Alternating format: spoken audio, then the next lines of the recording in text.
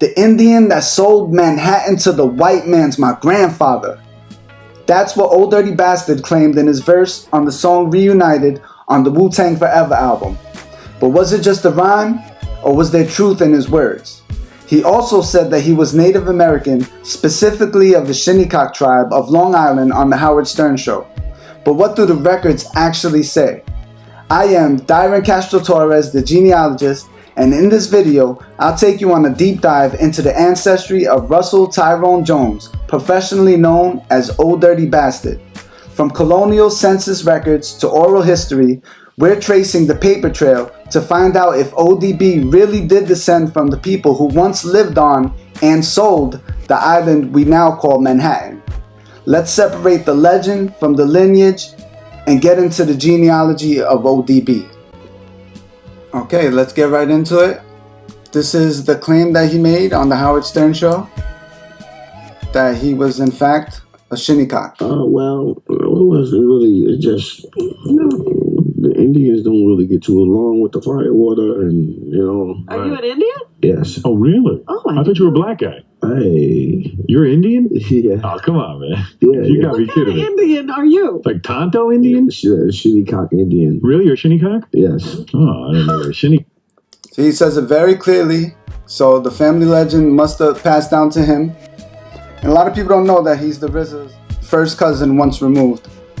The family all lived together in 1950 in North Carolina before the Wu members were even born. This is Virginia Evans. This is her third husband, Harry Vaughn. Her first marriage produced Ethel Hamlin, and second William Jones. And this is Ol' Dirty Bastard's father. This is the RZA's grandmother, and this is the RZA's mother, Linda Gay Hamlin. Virginia Evans was born in 1916 in the Isle of Wight, and she is the daughter of Horace Evans and Maggie Warren. Horace and Maggie married in 1907 in Southampton, and you can see right here he is the son of D, which stands for Adolphus, and Mary Evans. This is hard to read, but Adolphus and Mary, they're right here. Right here, Adolphus and Mary, and their parents are right here. Adolphus is the son of Harrison Evans and Parthena Wooten.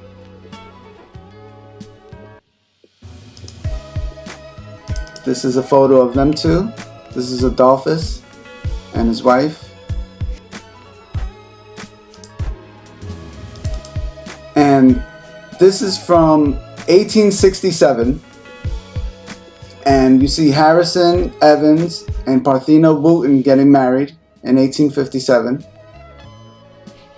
And mind you, slavery ended in the 1860s, and these two were mentioned by name, which means that they were free people of color. And in 1840, you see right here, Harrison Evans mentioned by name, so he was a free man. And this is the 1840 in Surrey County. So Horace Evans was born about 1815, and he was a free man of color living in Surrey County, Virginia, with his wife Parthena Wooten and their children. The documentation of his early ancestry is scarce, but there's strong reason to believe that he may descend from one of the oldest and most significant native and free families of colonial Virginia, the Evans-Gibson family. And I'll show you right here. So this family goes way before Harrison was born. So this family roots go back to Jane Gibson the Elder, a Native American woman born around 1640, known in the court records as a free Indian woman. Her daughter, Jane Gibson the Younger, carried forward the identity of freedom, marrying Morris Evans, a free man of color born around 1665. Together, they founded a lineage that would later become central to the Native American and free colored communities of Virginia and North Carolina. Despite their free status, their descendants faced injustice. In the early 1700s, Captain Goodrich Lightfoot, a wealthy Virginia planter, illegally enslaved several of the grandchildren who had been bound to him as indentured servants. These Evans descendants, including Kate, Hannah, Rick, and Amy, later filed petitions in court asserting their descent from Jane Gibson the Elder and successfully reclaimed their freedom. It seems that he may have been a descendant of Jane Gibson, but this is far from proven. And the Shinnecock were not generally in Virginia, they were more located in New York. So let's see what his mother's line has to offer. This is the 1950 census in New York, Brooklyn, New York. This is the Cuffey family. This is his mother right here, Cherry, incorrectly listed as a boy, as a son. She's the daughter of Frederick Cuffey and Gertrude. Frederick Cuffey got himself into some trouble in 1932. You see right here, he's in Sing Sing prison, and he committed burglary of a home at nighttime, and he stole gasoline and milk, and it was $2.20 worth of goods. And his accomplices was Alan Cuffey, his brother, and Franklin Jackson. He was sentenced to 5 years, but he served less than 3. You see right here, the criminal acts were attributed to evil associates. In 1925, this is the family in Suffolk County. You see them right here. Frederick Cuffey right here, his older brother Alan. And he's the son of Wilson Cuffey and Mary E., which stands for Emma Cuffey. And right here in 1910, this is an extraordinary document. This is Wilson Cuffey and his wife. And look right here under race. Indian. His wife was mulatto and the children were Indian. This is his sister-in-law, also mulatto. So right here, we're on the right track. It looks like everything ODB said is checking out so far. Wilson was a coachman, was basically an Uber driver, but with horse and carriage. In 1900, this is in New York.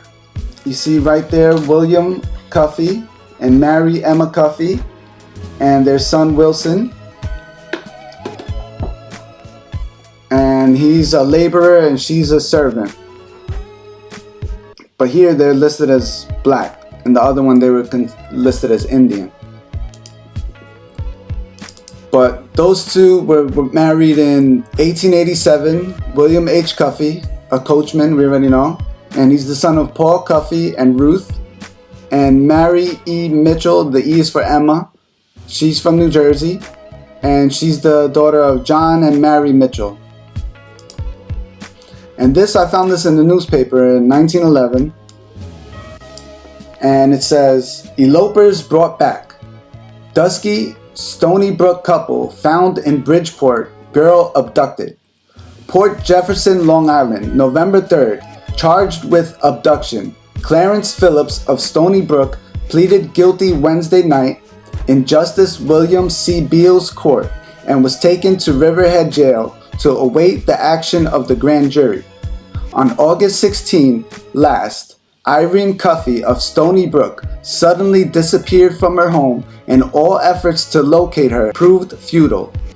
About the same time, the girl's parents learned that Phillips had also left the village, and this fact gave them a clue to which to work, but which ended in the discovery of the pair who were living in Bridgeport, Connecticut.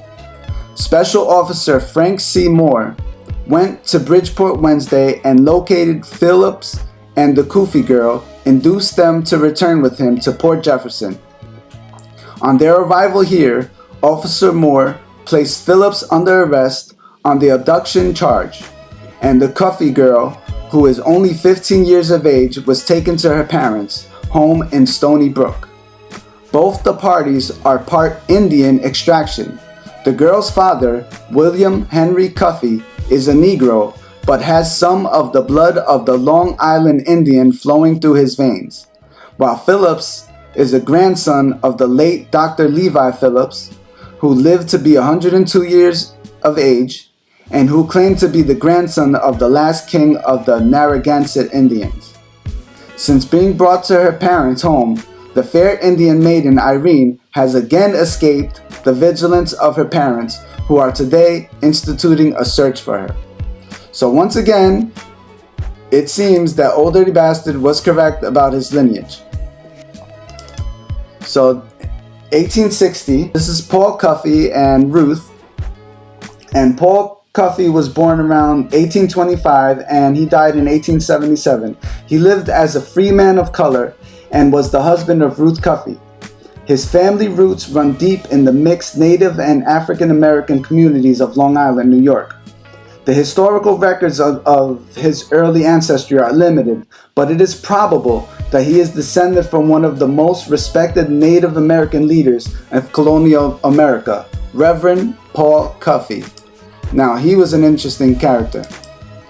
So this is him in 1790, a free man, right? A free man. And he was born around 1757 among the Shinnecock people living on Long Island. And he was celebrated as a Christian minister and missionary. He was sponsored by the New York Missionary Society. He traveled all across eastern Long Island, preaching to the Shinnecock and other Algonquin-speaking native peoples. He was remembered for his eloquence, humility, and spirituality. Reverend Cuffey worked tirelessly to uplift his community during the time of massive upheaval for native peoples. This is him again in 1800. Paul Cuffey right here. He died in 1812. He was remembered not just as a religious leader, but as a symbol of native perseverance and cultural survival in an era that sought to erase indigenous communities. Reverend Paul Cuffey passed away in 1812 in Montauk, but his legacy lived on through several generations that followed. Given the continuity of the Cuffey name and the Shinnecock descendants and their close-knit community ties, it is highly possible that ODB's ancestor, Paul Cuffey, was a direct descendant, probably a grandson, carrying forward the name, spirit, and heritage of one of Long Island's greatest native sons.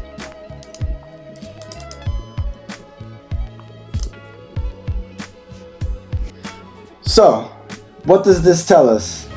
The fact that Old Dirty Bastard himself said he was Shinnecock on the Howard Stern show gives serious weight to the claim of his native ancestry. We also have his great-grandfather Wilson Cuffey, the elder, on the same community who proudly declared that he was an Indian in the 1910 census.